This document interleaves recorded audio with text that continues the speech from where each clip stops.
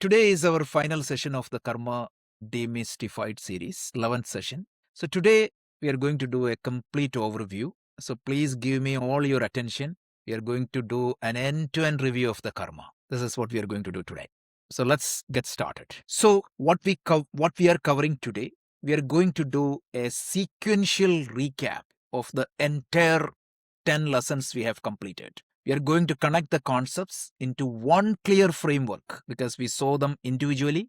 So today we are going to connect everything together into one framework. So the whole idea is karma is very confusing. When that confusion turn into clarity, that pave the way of the intelligent living. So this session is not a repetition, it's just an integration. So why this end-to-end view is important? Because karma we learned in parts, and today the clarity, complete clarity comes only when we consolidate all this into one framework.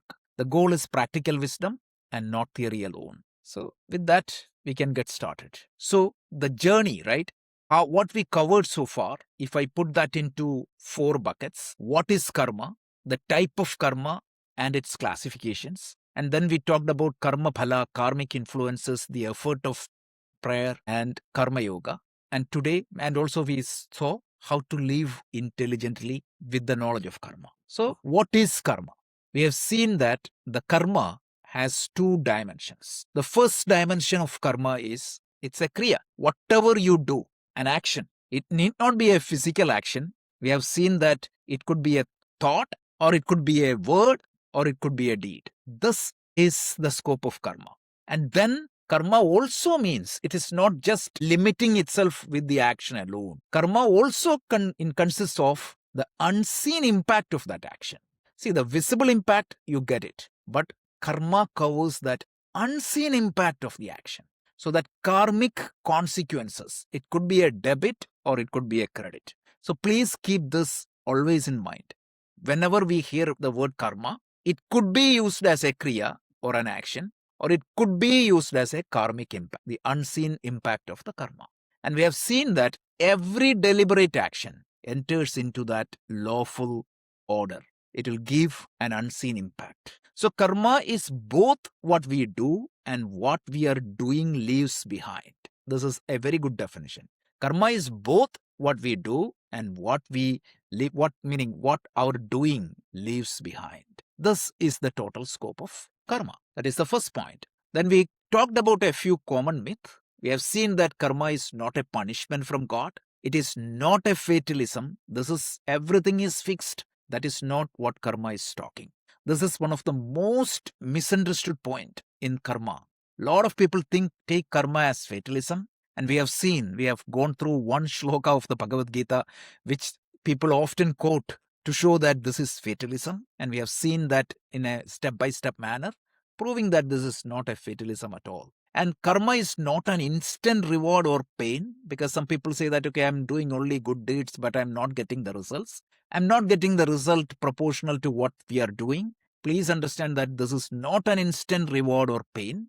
When that result comes in, we don't know. And karma, also we know that karma is a lawful educational process. Like nothing is more, nothing is less. Everything is just. And it is not given as a punishment. It is only for our growth. Karma is there. So karma is a law of learning. It is not a system of fear. So we just need to have this in our mind. So the core of the law of karma is every deliberate action produces some results. These results may be seen or unseen.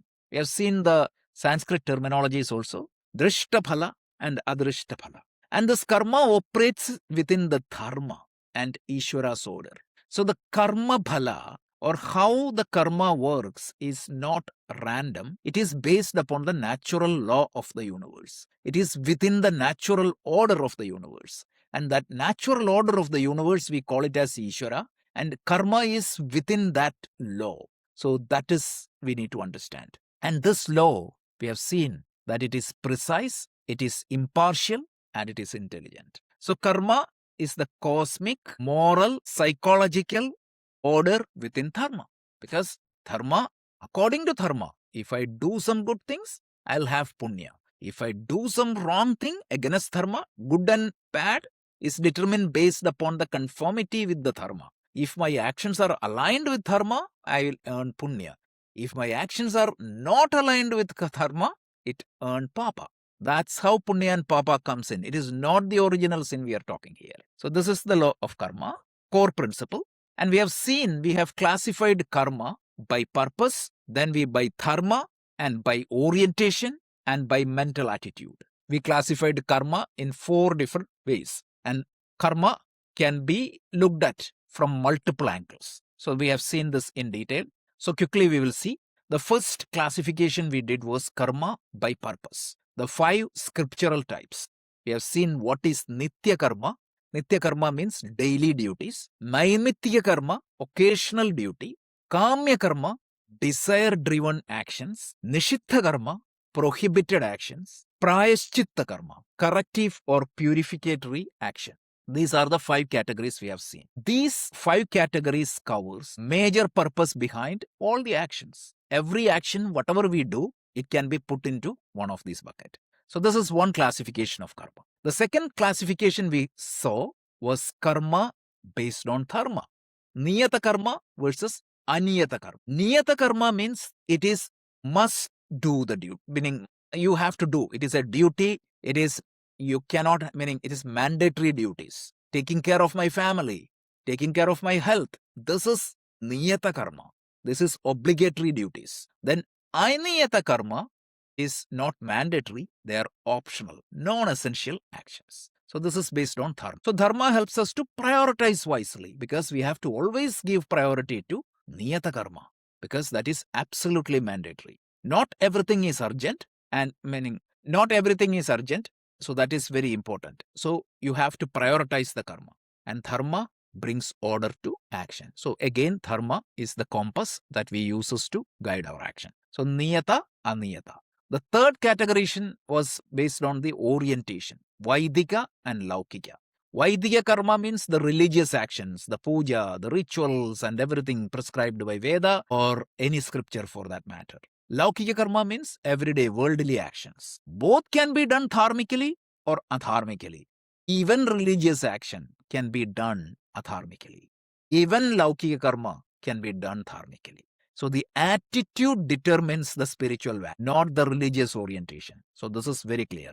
The spiritual growth is not limited to ritual.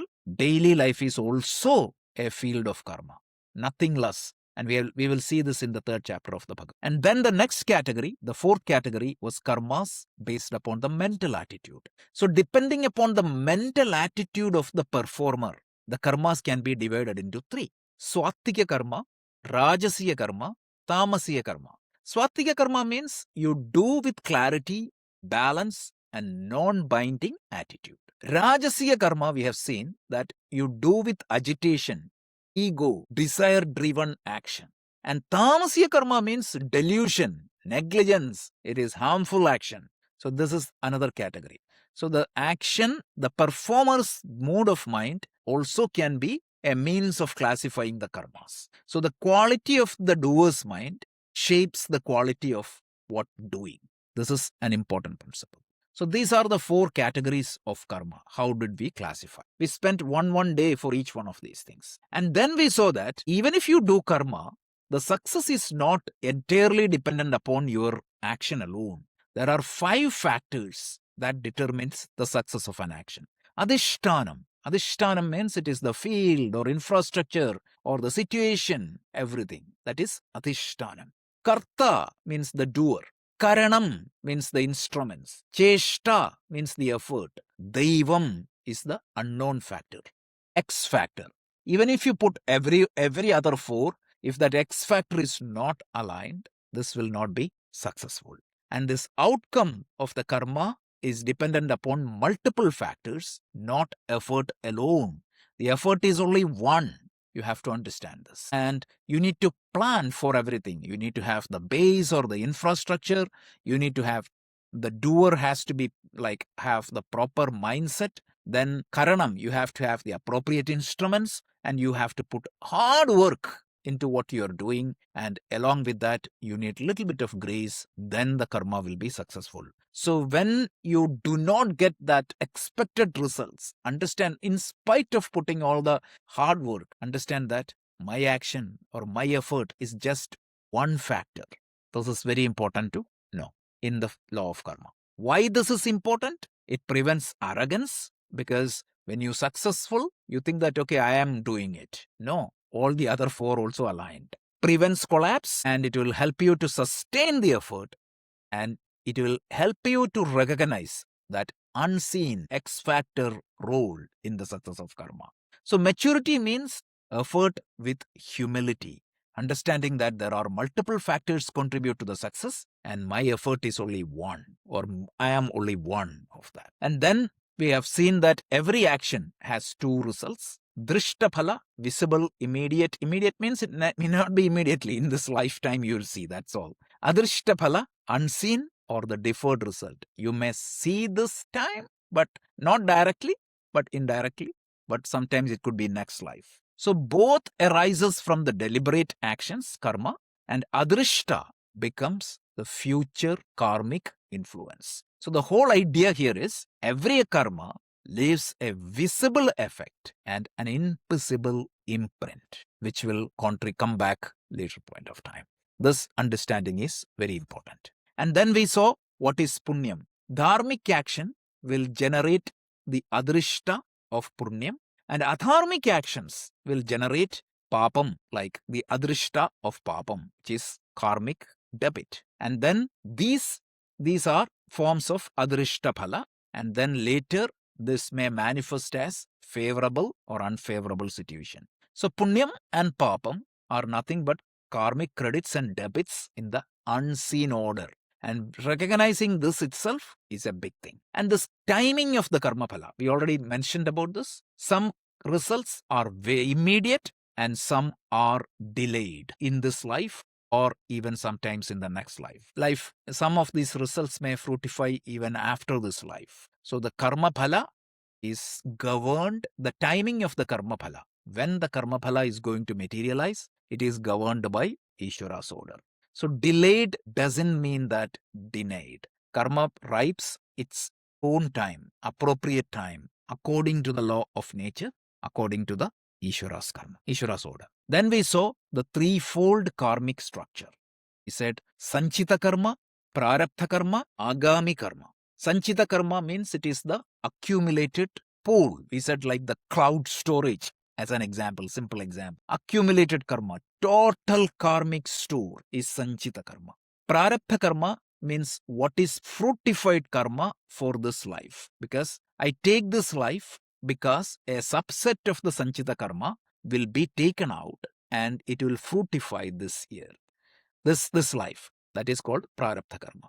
Agami karma is the newly accumulated karmas because of the current actions I do in this life. So we live under Prarabdha while creating Agami from how we respond now. And these Agami karma, some of them will fructify this year, this life, but whatever that is not fructified, it will go back to the pool of Sanchita karma. And together is that overall Sanchita karma is going to determine the course and the direction of my next life also. We have spent some time. What is reincarnation? When somebody dies, what is going to happen? The physical body dismantles, but the subtle bodies continue, and the gati or the direction or the next life is determined by what is there in the Sanchita karma. So we have seen all these points. So understand that there are threefold structure of karma: Sanchita karma, Prarabdha karma, and Agami karma. And we need to understand that we live under the Prarabdha, but while we create Agami karma from how we respond now. So Prarabdha, we do not have much control, but Agami, we have complete control. So the next point is at any given point of time, the outcome of my action is, one is prayatna and the second one is the karmic influence. And the karmic influence conditions not all choices. We may control the current, like when you swimming, like we may not, like let's say that you are crossing a river. You may not have control over the current, but we can still swim intelligently. We have seen several options, right? You can change the direction, or if it is too bad, you can take a different alternative. You can use some tools, or you can even, if it is too difficult, you can step back. So you have to put appropriate strategy. And how do I respond to the current situation? Create future karma. So past karma shapes the conditions, and the present effort shapes the direction. If you take the example of cricket, what type of pitch you get, it is not in your hand. But how do you play your game is definitely in your hand. So at any point of time, you have to understand self-effort plus karmic influence is the result. Or prayatna plus karmic influence is the results. Now the question is, what is the intelligent response to karmic conditions? So intensify the effort. When the effort is not yielding the expected results, you can hard work. Then adjust the strategy. Like in swimming, you can change the angle. Like that is another option. So the angle is going to take you to a little bit far away and you can walk back. So that's an option. And build capacity. That means develop strength, develop presence of mind, and all those things. And when the current is too strong, when the karmic influence is too strong, wait or pause. And at that point of time, what you can do? You can pray and stabilize the mind. So wisdom is not just the effort, it is that ability to adapt. And that is why Krishna defines the Karma Yoga as Yogaha Karmasu Kaushalam, efficiency in action. The next point we have seen is karma is not fate or destiny. So karmic influence, it does not erase the human will at all. Fatalism means it is predetermined. You cannot do anything. So fatalism weakens the responsibility and the dharma. Whereas Vedanta teaches karma plus self-effort is the choice. So you are not helpless puppets. We have choices. Karma influences not make you helpless. You have the choice to act, even in the difficult karmic circumstances. So there is nimitta matram bhavasavya sajin. That is the call of Krishna. That really means not you have no will. It means that align with dharma. When you align with dharma, Krishna tells you are an instrument in my hand. It's like tuning a radio to a station. Once the radio is tuned to the station, proper song will come. So you tune with the dharma, then act. That is very important. And that is going to bring harmony in your action. So to be an instrument is to align with the dharma, not to abandon the effort.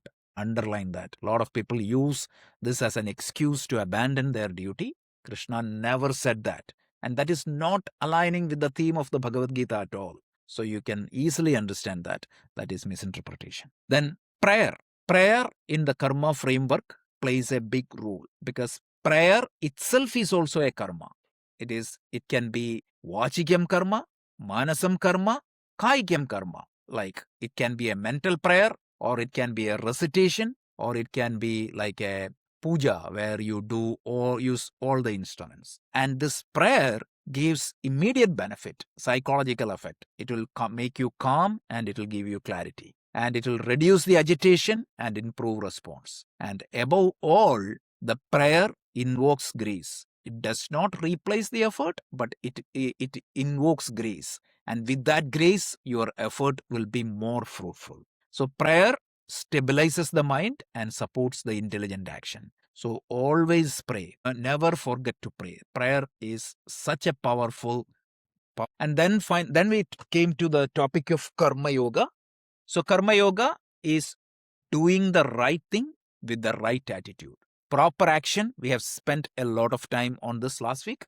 Proper action with proper attitude. Like there are two things you need to keep in mind. One is offer action to Ishvara. Ishvararpana buddhi. Receive results as prasada buddhi. And then what happens? Karma becomes growth instead of a bondage. And Karma Yoga transforms action into inner maturity. And the Karma Yoga is such a game-changing practice. If you practice Karma Yoga, it can take you to the highest possibilities. Then there is one topic which we didn't cover in the class, but just out of curiosity, I just added. So what happens to karma when somebody gets enlightened? That's an important question. For an enlightened person, what happens to his sanchita karma? Agami karma and prarabdha karma. A lot of people get confused over this particular topic. Understand that. See, karma belongs to whom? Where exactly the karma accumulates? Who accumulates karma? Is that the consciousness or is that the false identity of the consciousness? The karma always belongs to the jiva, individuality, the one who identifies with the subtle body, physical body.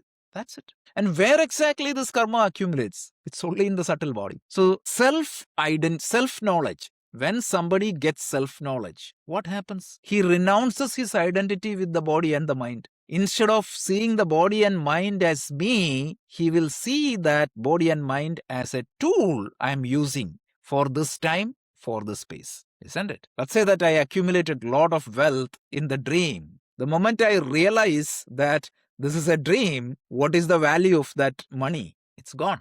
It's useless. So even if you have like 100 million karmas in your Sanchita karma pool, the moment you enlightened, you already disassociated with that. It's not that the Sanchita karma is coming to an end. No, you have left your identity with that baggage. That is no more your obligation. That is how I really wanted you to understand this logic here. Logic is, some people say that the karma burns. Karma will not burn. The subtle body, it is no more your responsibility. Earlier you thought that this is my obligation, but you realize that this is not my obligation. That's it. So law of karma applicable only to Sukshma Sharira. And Sanchita karma, it will be destroyed. By how it will be destroyed? By disassociating with that. When you disassociated with that, the subtle body will dismantle. That's it. Whenever you are not identified with that, it doesn't exist because it has only a temporary exist. That is how the karma destroyed, nothing else. So agami will not be generated. Even though you work, the karmas will not be generated because the karma will be generated only when you have that sense of doership as body and the mind. When you do not have that sense of doership as the body and the mind, it will not accumulate. But the only thing that will continue is the prarabdha because it is already fruitified action. So that is why it explains like why the Ramakrishna Paramahamsa got cancer or why these enlightened master also suffers because of their prarabdha. Because of their prarabdha, these came to the world. They are not accumulating any karma. They are disassociated with the karma. But the body of this life was created because of the prarabdha and that will continue. That's it. Just be clear. Like there is a lot of mystic terms and terminologies people uses, but this is the fact. This is the logic. And once you have the Jivan Mukti or Videha Mukti, remember the Videha Mukti we studied in the chapter 8. There are two ways of Mukti. One is Jivan Mukti, the other one is Videha Mukti.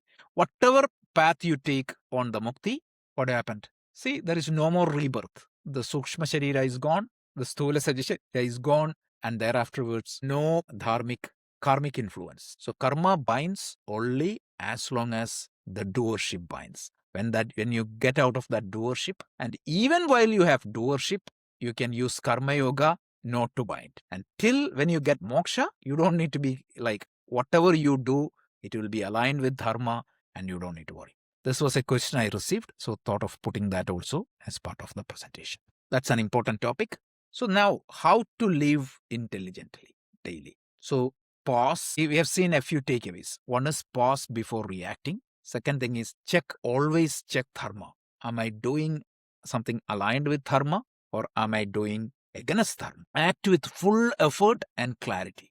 Plan out your work out your plan with full clarity. Former Shankaracharya tells, plan out your work out your plan. This is often quoted by Steve Jobs directly. Plan out your work out your plan. Former without latter. Just planning without any work is waste of time. Latter without former. Just work without any plan is unproductive confusion. So Karma Yoga tells you, plan out properly, work out your plan with the right attitude.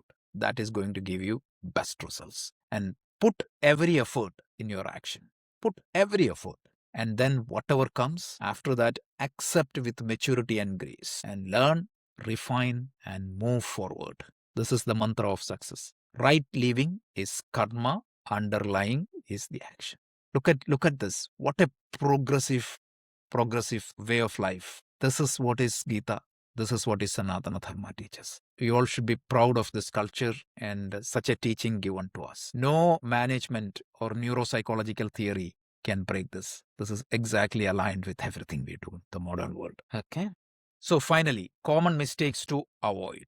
We have seen this also. Blaming karma instead of learning. Any failure, just say that karma or my fate. That's not good. That is not what karma teaches us. Blaming God instead of acting. See, all these things we all do, including myself, but we should not be doing. Using acceptance as passive nature. Passively accept without putting effort.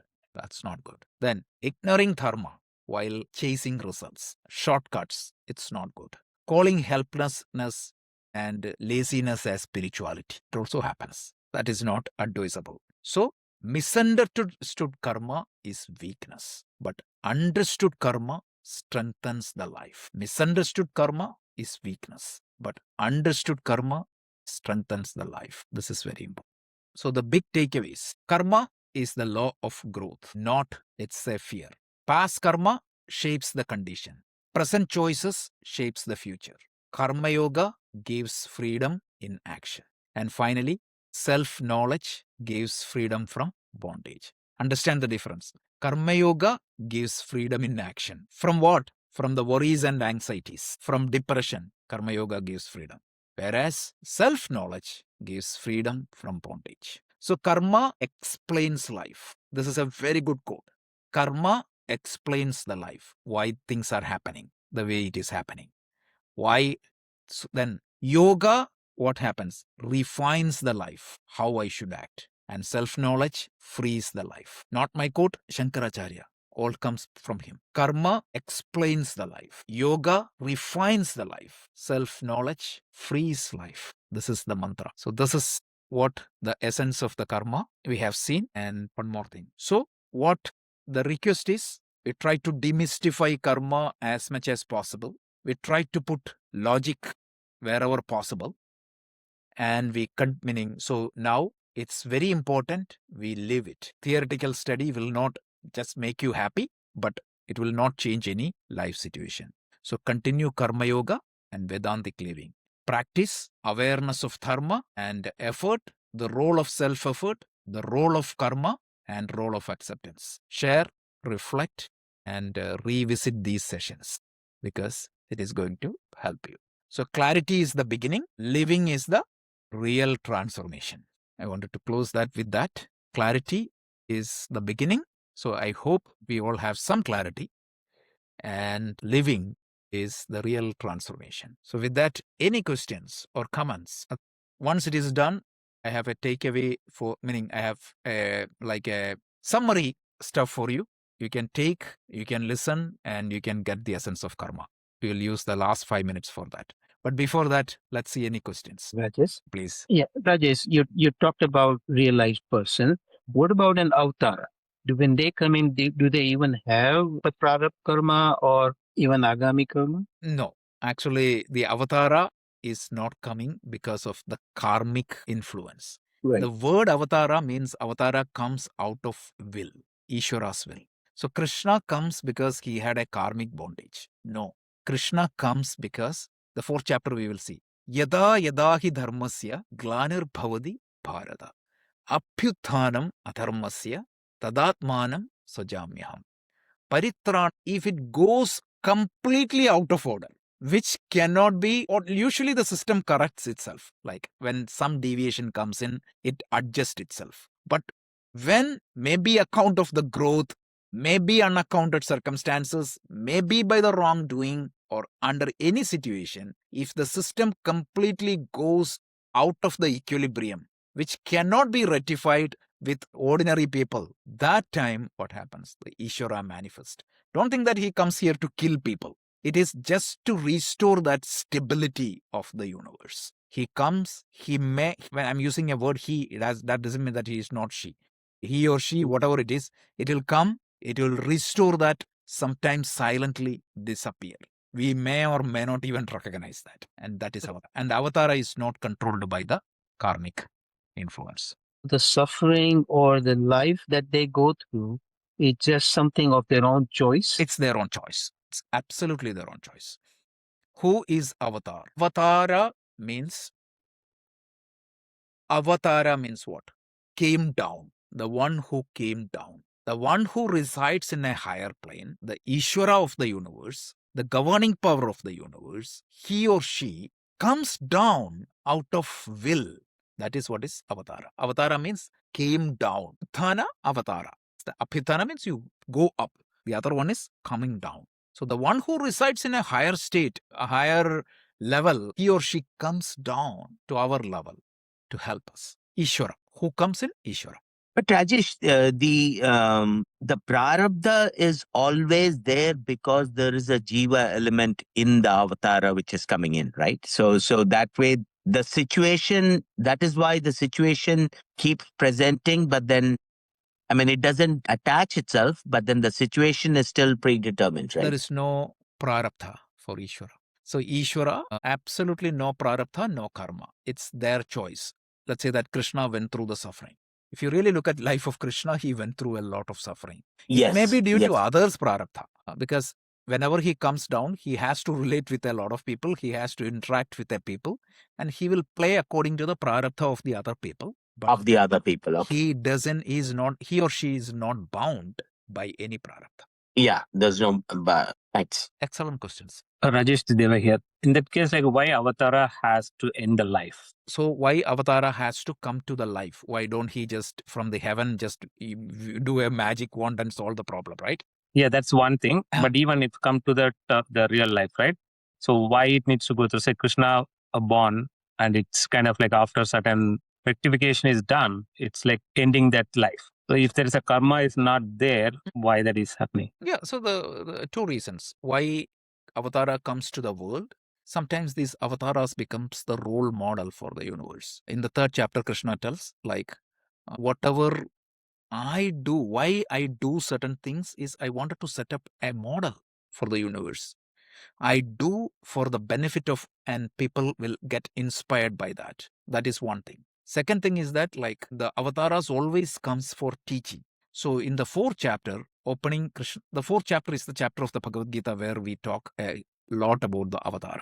So Krishna tells, like, this teaching was given at the beginning of the time. It says, I gave to sun, Vivaswan. It means sun was the first thing got manifested here. So at that time, at the beginning of the manifestation of the universe, this knowledge was given. But what happened? This knowledge get corrupted because sometimes the teachers are not committed or they will be carried away by the sense pleasures. So at that point of time, an avatara like Krishna, Rama, Jesus, or Buddha will come and restore that truth, and they will go back because they will not stay here. As soon as the stability is attained, they will go back. And we don't know, like, even now, how many avatars are coming. Don't think that only a Kalki is going to come. No, avatars will come, you don't even recognize. And it will come and go. But have the faith in that universal intelligence. When something goes totally wrong, a correction will happen. And sometimes he may manifest. And that is why in the Vishnu Purana, you see different types of manifestation. It was a Matsya first time. And sometimes it was a turtle, right? And then it was a pig, there was a Narasimha, and sometimes it was like a sage, like a Parshurama, and sometimes it was like a Krishna. We don't know what form it comes in. It is for the correction. And the only one who knows when that correction is needed, how that correction needs to be applied is Ishvara. And that is why he or she is called as Ishvara. And sometimes it is very hard for us to understand that. But have that faith, and it is very logical. Like, everything is within that order. Even entropy, which is the measure of disorder, is within that order. Very good questions. Any other questions? Rajesh ji, Yes. they say that Guru can reduce the impact of karma. How does that work? Guru can reduce the impact of karma. Okay. How? Guru can make you understand the karma and the role of prayer, and also make you understand how things work. So when you don't understand the karma, what is going to happen? You feel that everything around me is completely unjust. Why I'm not getting, I get frustrated, everything. And that is one dimension. So Guru's influence, it will definitely come down. Second thing is that the guru's influence, you started doing good karmas, even the prayer or other good things. And all these good karmas will invoke some grace. So even though the karma happens, there will be that grace, and it is like a shock absorber. The shock absorber doesn't eliminate the shock, but it will help you to absorb that shock easily. So that is what the role of guru, that is the role of shastra, and that is the role of satsang. What is happening now itself is an example. Rajesh, you are giving us a lot of information and explaining this and the way how we can transfer we can take this karma effects and all that and to reduce it, right, going forward. Yeah, but So- I'm not qualified like a guru, but That's shastras are qualified. So Correct. definitely that is going to help you. It's just a mini version or example of that, right? Rajesh, I have one question. So, in the first of all, this today's summary was so extremely good, and it just took us through the whole last sessions and in a capsule, right? It's like a capsule for us right now, but it still doesn't stay in my head. I have to keep on I'll share noting this down and keep on person. going. Is Yeah. the enlightened person, right? Yeah. There, so for an enlightened person, the Sanchita is destroyed and Agami, it's not coming in, right? So nothing is getting created. But the Prarabdha is also from past, right? It's not. Yeah. So it is basically kind of a part of the Sanchita, right? It is part of the Sanchita, but it is already materialized. So what happens is, see, the enlightened person, let's say that somebody got enlightenment at the age of 25. He's lucky. He or she will be very lucky at the age of 25. He gets enlightened. That's a different matter. But if he get enlightened, still he has that body. The body is not going to go away, right? And that Right. body was created based upon his prarabdha karma. And that may have diseases, may have shortcomings, that may have issues. And if that body get hit, it will have pain. All that problems will be there. So that is why we which say mean- that. Right. So which means that, let's say, when we say Jivan Mukti, he gets a Jivan Mukti, right? Like, then that means that the Prarabdha is all exhausted. Prarabdha is not exhausted, but prarabdha, because see, he is not identifying with the body at all. That sense, prarabdha is exhausted. But as long as he lives here, he has to use that body. And the sufferings of that body, he will have to bear. And that is why the classic example is Ramakrishna Paramahamsa. He had cancer. Right. Nobody has, and Ramana Maharshi has throat cancer. So Ramana Maharshi was laughing, like the pain comes in, he will cry for some time, and as soon as the pain goes, what happens? He was not suffering, but still he had pain. And that is the difference between pain and suffering. Pain belongs to the body, but the suffering belongs to the individual. And Ramana Maharshi was able to transcend the suffering. How? Because of the enlightenment. He knew that, my body, which is an instrument, has a defect, but my identity is beyond the body, beyond the mind and everything. So don't worry about that. This is what we are going to see in the Bhagavad Gita when we go back. We saw this first portion. We are going to go back to the next topic next week, but this is what we are going to systematically explore in the Bhagavad Gita. And my personal suggestion to us is like enlightenment is far away from all of us. Where we need to focus is how do we adapt this karma theory and live intelligently. Thank you. Can karma be erased? No, karma cannot be erased. Only you can disassociate from that. What ways Krishna suffer? Oh my God, Krishna's suffering is the day he was born, people were trying to kill him, right? The day he was born, he has to be transported. And then later his life in Vrindavan was complete. Every day somebody used to come to kill him. Imagine that life. Oh my God. So Krishna's life was full of challenges. Okay. And then what about suffering? Okay. Suffering can be transcendent.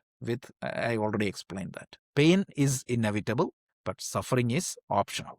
That's it. There is always a difference between pain and suffering. If the purpose of the karma is for teaching us, it is not for teaching us. It is the justice also, right?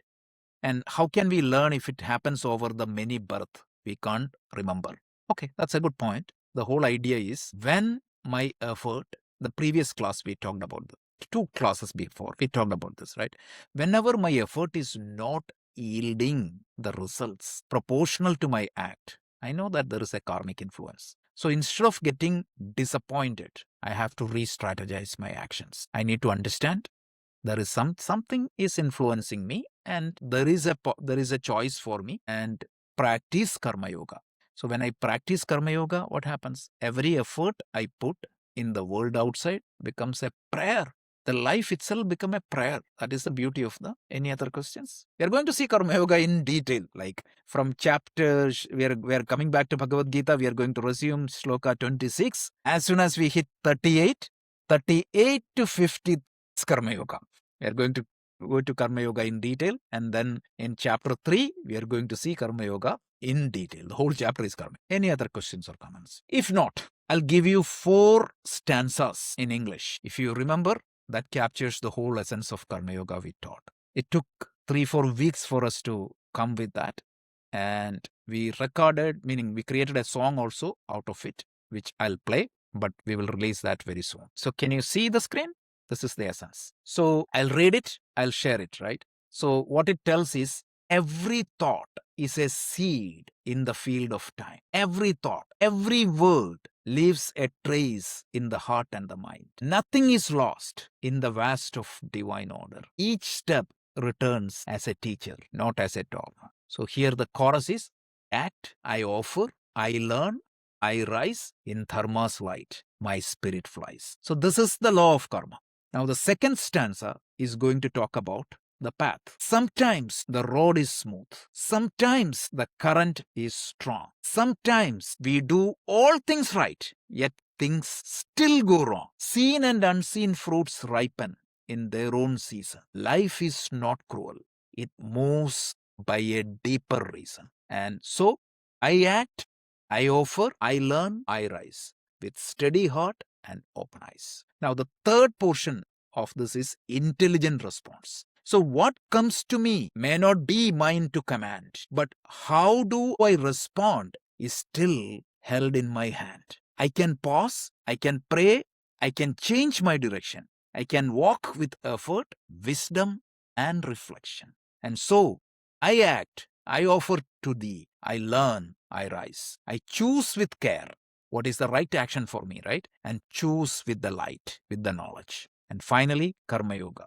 Let every action becomes an offering to you. Let every result be prasada, sacred and true. In gain and loss, let my heart stay steady. When the life becomes worship, the soul made ready. So therefore, I act, I offer, I learn, I rise. In your grace, my karma turns to light. Does it capture the whole series? Now let us listen to that. Video is coming soon. So we will see next week. We will resume Bhagavad Gita.